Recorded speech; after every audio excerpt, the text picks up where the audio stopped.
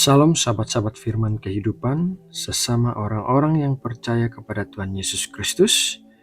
Salam penuh kasih dan sukacita. Kami sungguh bersyukur atas persekutuan kita bersama di channel ini. Kita semua adalah satu tubuh di dalam Kristus. Sahabatku, mari kita berdoa sebelum memulai saat teduh. Kami bersyukur ya Tuhan bahwa hari ini kami masih diberikan kesehatan dan kesempatan untuk bisa mendengarkan kebenaran firman-Mu. Firman-Mu adalah makanan yang menguatkan kami dan penuntun bagi langkah kaki kami. Berbicaralah ya Bapa, dan singkapkanlah rahasia firman-Mu agar kami dapat memahaminya dan melakukannya di dalam hidup kami. Terima kasih ya Bapa, kami sudah berdoa dan mengucap syukur di dalam nama Tuhan Yesus Kristus. Amin.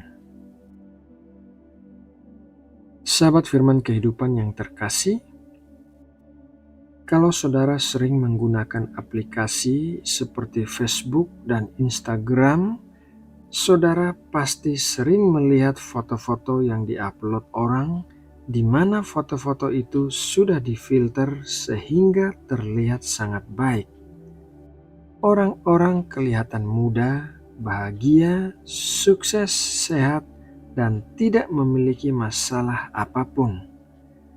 Saat melihat foto-foto orang lain, barangkali di dalam hati kita timbul rasa iri bahwa mereka menjalani kehidupan yang berbeda dari yang kita jalani, atau mereka memiliki barang-barang yang ingin kita miliki. Keinginan untuk tampil sempurna di depan orang lain bisa dibilang adalah keinginan semua orang. Orang tidak suka menampilkan sisi jelek dari dirinya yang bisa terlihat oleh orang lain. Sayangnya, keinginan untuk terlihat sempurna ini juga kita terapkan dalam hubungan kita dengan Allah. Kita tidak ingin datang kepada Allah dengan menampilkan kejelekan kita. Kita ingin terlihat baik di hadapan Allah. Kabar buruknya adalah tidak ada seorang manusia pun yang bisa tampil sempurna di hadapan Allah kecuali Tuhan Yesus.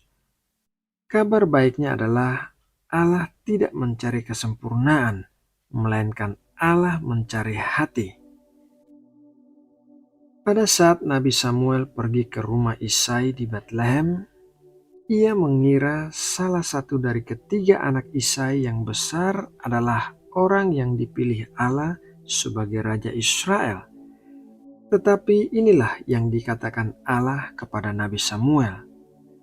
1 Samuel 16 ayat 7. Tetapi berfirmanlah Tuhan kepada Samuel, janganlah pandang parasnya atau perawakan yang tinggi, sebab aku telah menolaknya.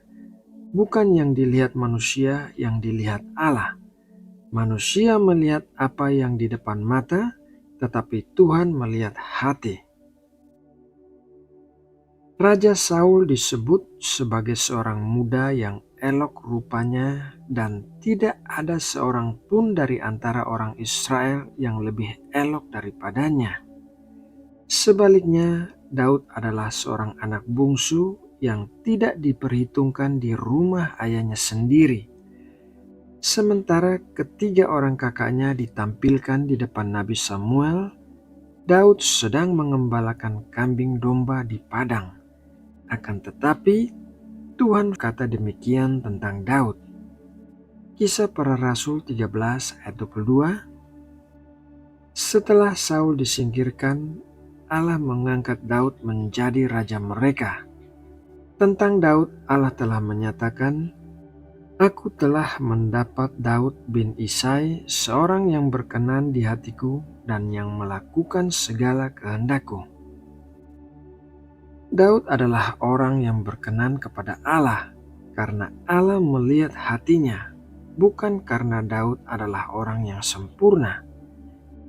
Kita mengetahui cerita Daud bahwa ia adalah seorang pezinah dan pembunuh. Tetapi saat ia terjatuh ke dalam dosa dan Nabi Nathan menegurnya atas nama Allah, Daud dengan cepat bertobat atas dosa-dosanya. Allah memandang Daud meskipun dia masih muda dan berkata, "Inilah raja." Allah memandang Petrus meskipun dia menyangkal Tuhan Yesus sebanyak 3 kali, dan Allah berkata, "Inilah batu karang." Allah memandang Paulus yang membunuh orang Kristen dan melakukan kejahatan, dan Allah berkata, "Aku akan menyebarkan ajaran kekristenan melalui orang ini." Seperti halnya Allah memandang semua orang yang punya kekurangan ini, demikian juga Allah memandang di mana kita akan berada suatu hari nanti. Alkitab mencatat bahwa Tuhan Yesus berinteraksi dengan orang-orang yang tidak hebat atau tidak sempurna, bahkan para pembuat masalah. Tuhan Yesus memakai seorang pemungut pajak, yaitu Matius, sebagai salah satu muridnya, meskipun seorang pemungut pajak adalah orang yang dibenci oleh masyarakat. Selain itu, Matius juga dipakai Allah sebagai salah seorang penulis kitab Injil. Alkitab juga mencatat bahwa Tuhan Yesus membela seorang perempuan sundal di depan ahli-ahli Taurat. Perempuan ini seharusnya dirajam karena dosanya, tetapi Tuhan Yesus memilih untuk membela perempuan ini. Saudaraku yang terkasih, dari kisah-kisah tersebut, kita bisa mempercayai bahwa yang dicari Allah bukanlah riwayat hidup yang bersih dan sempurna atau kemampuan yang luar biasa. Allah mengasihi kita apa adanya, dan Dia juga mau memakai kita untuk tujuan-tujuannya yang besar meskipun kita tidak sempurna. Sahabat firman kehidupan yang dikasihi Allah, melalui renungan firman Tuhan hari ini, marilah kita memiliki keberanian untuk datang kepada Allah apa adanya. Kita tidak perlu memakai filter agar kelihatan sempurna di hadapan Allah atau untuk mengesankan Allah. Percayalah bahwa Allah mencari hati, bukan kesempurnaan. Nah, sahabatku, demikianlah renungan firman Tuhan hari ini. Semoga renungan ini dapat menjadi berkat yang menguatkan dan memberkati kita semua. Mari kita berdoa menutup saat teduh kita. Allah Bapa, kami mengucap syukur atas waktu saat teduh dan berkat firman-Mu yang kami terima. Biarlah apa yang direnungkan hati kami pada hari ini akan menjadi kekuatan bagi kami untuk menjalani kehidupan yang dipenuhi dengan tantangan. Biarlah firman-Mu menerangi jalan kami dan menuntun kami di dalam kehendak-Mu. Kiranya kami tidak berusaha untuk tampil sempurna, melainkan kami menjadi diri kami sendiri dan melihat diri kami sebagaimana Engkau melihat kami. Terima kasih ya Bapa atas kasih dan kebaikan-Mu yang melimpah bagi kami. Di dalam nama Tuhan Yesus Kristus, kami sudah berdoa dan mengucap syukur. Amin.